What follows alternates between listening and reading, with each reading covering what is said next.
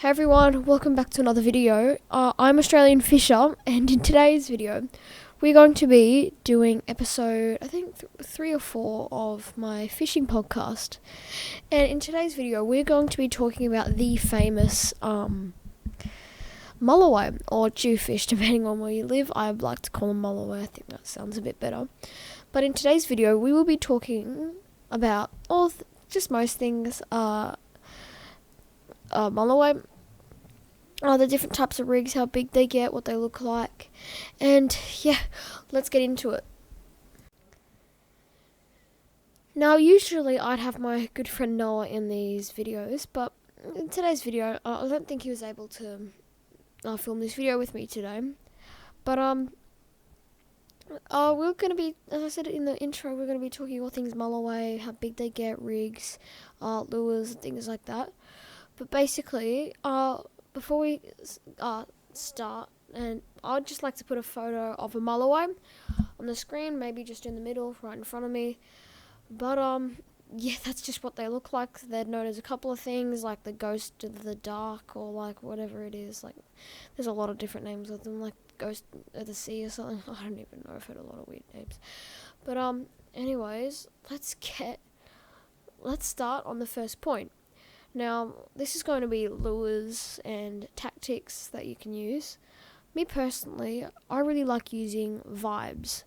Vibes are some of my favourite things that I like to use.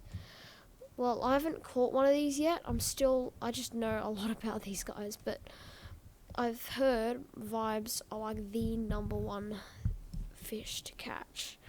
Well, lure to use. Like, they're heavy, they look like a fish, like the forktail vibes. I'll put another picture on the screen here. Hopefully that will make a lot more sense. But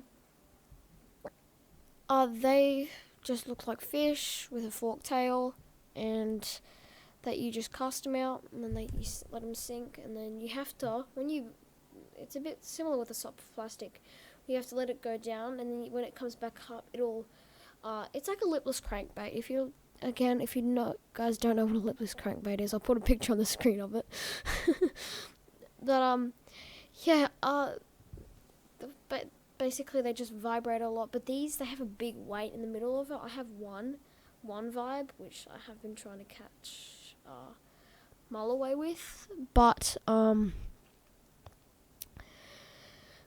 these things are just fine. They work amazingly. But if you're not quite into lures and that, you can use baits. There's a whole bunch of different baits: squid, fresh beach worms, pilchards, live bait like live yellowtail.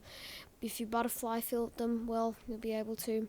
You can catch them off beaches and that too. Like, there's a lot of different ways that you can catch them. But unfortunately, you can only catch them on the east coast of Australia down to southern Australia. So if you live like in the Northern Territory or the top of Queensland, or like most parts in Queensland or in Western Australia, unfortunately you probably won't actually be able to catch these. But actually, I might put a map where you can catch them on the screen just here. I know I'm putting a lot of different pictures on the screen. It's just I'm trying to help you guys understand this a bit more, just in case you're not as into fishing as I am. But there's a lot of different times of the year. If you're wondering what time of year to catch them in, there's a lot of different times of years you can catch them. A lot of different times that you can catch them. But I think it's like summer, that's the best time to catch them. I'm not sure. I was talking to someone once and they said that was the best time for them. But the time of day, probably early morning, so like when it's still dark, and at night. And also on the tide change. So when the tide's coming in, it's the best time. Oh, just hit my elbow. That's the best time when it's coming in. That's just generally the best time to ever catch them. I think that's because that's when they're moving in with all the live food and everything, and they're just waiting to come and pick those things off. Similar with flathead and things like that. Like, they like it more in the incoming tide because that's when all the clean water comes in, and it's it's pretty good. But anyways, everyone, I know this was a very short episode, but I'm running out of ideas. if you want more ideas, if you have some ideas, I made a video not too long ago of what you can, I made a video where you can comment on it and where you can submit your ideas, like, because I really need some help. Like, I'm running out of ideas. I've filmed so many videos lately that I just need some help. Video game playthroughs, that will be a maybe. If some of you guys are watching this that put one of those ideas in, there's only a maybe. I might do that. It's just I'm not a very big gamer, but if you guys did put that idea in, good idea and everything. I just want mean something a bit more outdoor. Like, do you want some lure reviews?